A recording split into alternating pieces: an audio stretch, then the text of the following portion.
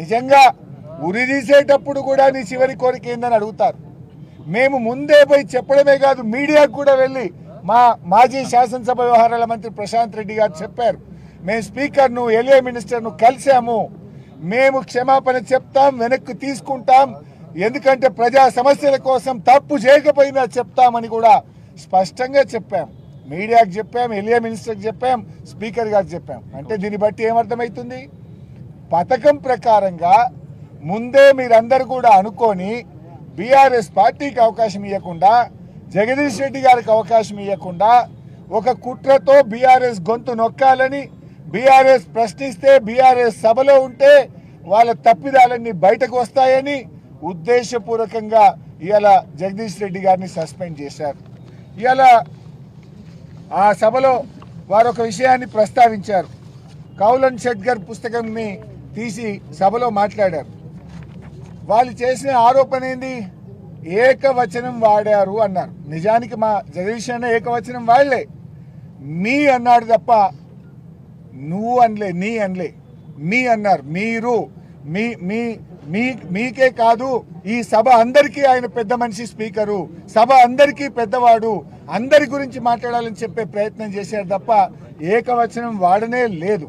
But అయినా కూడా కౌలన్ షెట్గర్ పుస్తకంలో చాలా స్పష్టంగా చెప్పింది ఏంటంటే, there is no specific rule in the constitution or Kaulan Shedgar that bans the word you. అంటే ఏకవచనం వాడని కాన్స్టిట్యూషన్లో కానీ కౌలన్ షెట్గర్ ఏదైతే మనం పార్లమెంట్లో శాసనసభల్లో ప్రామాణికంగా తీసుకునే పుస్తకంలో ఎక్కడ కూడా ఆ పదాన్ని బ్యాన్ చేయలేదు అని చాలా స్పష్టంగా చెప్పారు. మేము ఏకవచనం వాడనే లేదు.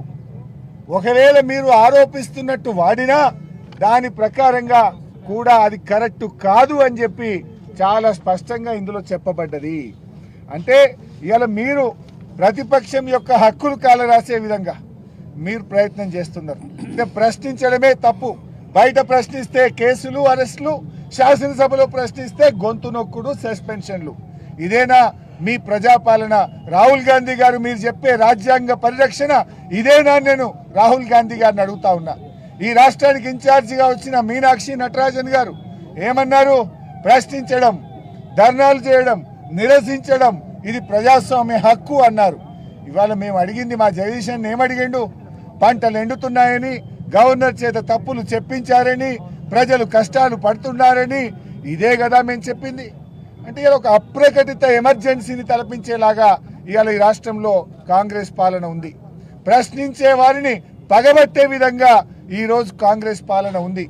ఈ ప్రభుత్వం ఏకపక్షంగా వ్యవహరిస్తూ ప్రతిపక్షాల యొక్క హక్కులు కాలరాస్తుంది, ప్రతిపక్షం యొక్క గొంతు నొక్కే ప్రయత్నం చేస్తూ ఉంది. ఇదంతా డైరెక్షన్ అంతా రేవంత్ రెడ్డి, యాక్షన్ అంతా శ్రీధర్ బాబు. చాలా స్పష్టంగా కనబడ్డది. పావు గంట కోసం సభను వాయిదా వేసి ఢిల్లీలో ఉన్న రేవంత్ రెడ్డితో మాట్లాడి ఆయన ఆదేశాల మేరకు ఇవాళ జగదీష్ రెడ్డి గారిని సస్పెండ్ చేసేటువంటి ప్రయత్నం చేశారు. నేను అడుగుతా ఉన్నా, ఇది ఎక్కడి పద్ధతి?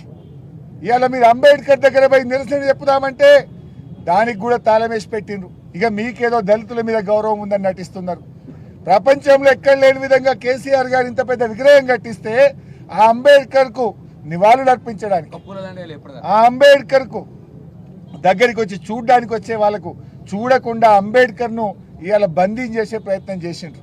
రేవంత్ రెడ్డి గారు కనీసం ఇంత పెద్ద అంబేద్కర్ విగ్రహం కడితే ఒక్కనాడు వచ్చి మీరు పూలదండేసినారా? ఇంకా మీరు దళిత జాతి మీద గౌరవం ఉన్నట్టు, మీకేదో ప్రేమ ఉన్నట్టు దాన్ని అడ్డం పెట్టుకొని ఇవాళ మా జగదీష్ రెడ్డి గారిని సస్పెండ్ చేసే ప్రయత్నం చేసినారు. ఇవాళ అదేవిధంగా ఉత్తమ్ కుమార్ రెడ్డి గారు కానీ సభలో మాట్లాడిన కాంగ్రెస్ పార్టీ సభ్యులు పూర్తిగా సభను తప్పుదో పట్టించే ప్రయత్నం చేశారు. సభా సాంప్రదాయాలను తుంగలో దొక్కారు. సభలో ఎప్పుడైనా ఇలాంటి పరిస్థితి వస్తే ఫ్లోర్ లీడర్స్ అభిప్రాయం తీసుకుంటారు, స్పీకర్ ఛాంబర్కి పిలిచి మాట్లాడతారు. ఆ సభ్యుడికి అవకాశం ఇవ్వాలని కూడా రూల్స్ బుక్ చెప్తుంది. ఆ సభ్యుడు నువ్వు మాట్లాడిన వ్యాఖ్యలు వెనక్కి తీసుకొని చెప్పాలి. నిజంగా తప్పు మాట్లాడితే సభ్యుడికి అవకాశం ఇవ్వకుండా, ఫ్లోర్ లీడర్స్ అభిప్రాయం తీసుకోకుండా, కనీసం చర్చించకుండా, అయినా మేమే పెద్ద మనసుతో రాష్ట్రంలో ఉన్న ప్రజల యొక్క కష్టాలను, సమస్యలను దృష్టిలో పెట్టుకొని ఒక అడుగు ముందుకు వేసి మేము మా వ్యాఖ్యలు ఉపసంహరించుకుంటాము, మేము హుందాగా ఈ సభ జరగడానికి సహకరిస్తామని చెప్తే మీరు ఒక పథకం ప్రకారంగా బీఆర్ఎస్ కు మైక్ ఇస్తే వాళ్ళు చెప్తారు గనక అప్పుడు సస్పెండ్ చేయడానికి అవకాశం ఉండదు గనక చెప్పడానికి అవకాశం ఇవ్వకుండా మైకు ఇవ్వకుండా ఓన్లీ కాంగ్రెస్ పార్టీ వాళ్ళని 4-5 మాట్లాడించి ఇదే సభ అభిప్రాయం అని ఇదే మూడ్ ఆఫ్ ద హౌస్ అని చెప్పి సభను తప్పుదో పట్టిస్తూ సభా సాంప్రదాయాలను తుంగలో దొక్కుతూ ఈ రోజు ఏకపక్షంగా సస్పెండ్ చేశారు. ఇది ప్రజాస్వామ్యంలో చీకటి రోజు, శాసనసభ చరిత్రలో ఇట్స్ ఎ బ్లాక్ డే. దీన్ని తీవ్రంగా మేము ఖండిస్తూ నిరసిస్తున్నాం.